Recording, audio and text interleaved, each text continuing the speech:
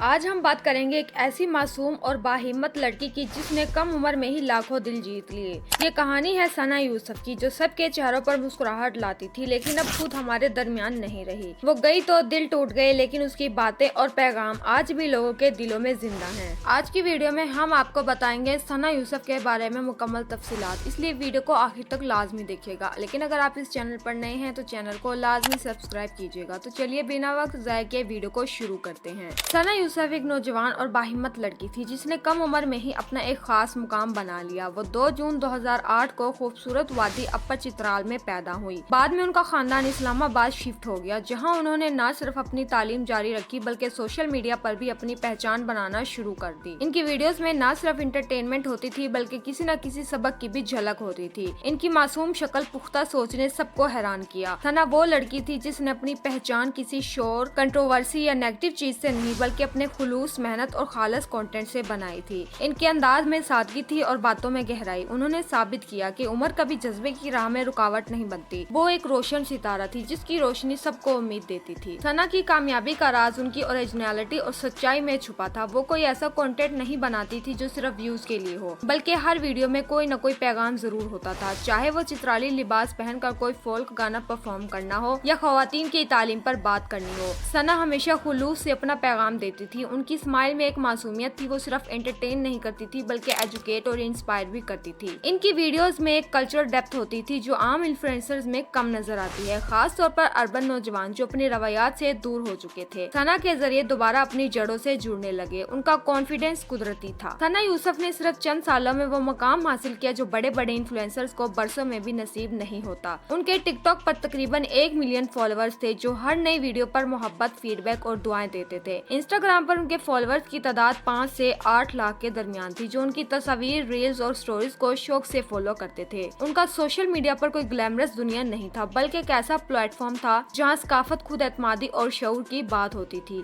وہ lip sink videos بھی بناتی تھی مگر ان میں ہمیشہ کوئی ٹیسٹفل ایلیمنٹ ضرور ہوتا تھا۔ ان کی ویڈیوز میں کبھی روایتی چترالی ڈریس تو کبھی اردو زبان میں کوئی مختصر پیغام ہوتا تھا۔ 2 جون 2025 کو، جو کہ ثنا یوسف کی 17ویں سالگرہ کا دن تھا، سب کچھ بدل گیا۔ شام کے وقت وہ اپنے گھر G13 اسلام آباد میں موجود تھی، شاید کسی نئی ویڈیوز کے پلاننگ یا سالگرہ کی خوشی میں۔ اسی دوران ان کا ایک قریبی رشتہ دار عمر حیات، جسے کاکا بھی کہتے تھے، اچانک گھر آیا۔ دروازے پر ان دونوں کے درمیان کچھ بات چیت ہوئی۔ عمر نے اچانک ثنا پر حملہ کیا اور وہ وہیں گر پڑی۔ انہیں بچانے کی کوشش کی گئی مگر وہ جان بحق ہو چکی تھی۔ پورا محلہ سکتے میں آ گیا اور گھر والوں کے لیے یہ ایک ایسا صدمہ تھا جس کا تصور بھی نہیں کیا جا سکتا۔ ایک روشن چراغ بجھ گیا اچانک، بے وجہ اور بے رحمی سے۔ اس دن صرف ایک بیٹی نہیں ماری گئی بلکہ پورے معاشرے کے خوابوں کو توڑا گیا تھا۔ اسلام آباد پولیس کی ابتدائی رپورٹ کے مطابق عمر حیات کو ثنا کی جانب سے کسی رشتے تعلق سے انکار پر غصہ تھا۔ اس ریجیکشن کو اس نے اپنی انا پر لے لیا اور یہی انا بعد میں حیوانیت بن گئی۔ ثنا نے شاید صرف اپنی باؤنڈریز کا خیال رکھا، اپنی سیلف ریسپیکٹ کو ترجیح دی، مگر عمر نے اسے اپنی توہین سمجھا۔ یہ وہ ذہنیت ہے جو آج بھی ہمارے معاشرے میں پائی جاتی ہے کہ اگر ایک لڑکی نہ کہے تو مرد اسے برداشت نہیں کرتا۔ عمر نے اسی سوچ کے تحت یہ غلط قدم اٹھایا۔ پولیس نے اس کی تلاش شروع کی اور صرف 22 گھنٹوں میں اسے فیصلہ آباد سے گرفتار کر لیا گیا۔ لوگ حیران تھے کہ اتنی مہذب، تعلیمی اور سوشل میڈیا سے جڑی زندگی گزارنے والی لڑکی کو اس طرح کیوں نشانہ بنایا گیا۔ اس واقعے نے سب کو چونکا دیا۔ ثنا کی المناک موت نے پورے پاکستان کو ہلا کر رکھ دیا۔ جیسے ہی خبر پھیلی، ٹویٹر، انسٹاگرام اور فیس بک پر ایک سونامی امڑ آیا۔ لوگ صدمے، غم اور غصے سے بھر گئے۔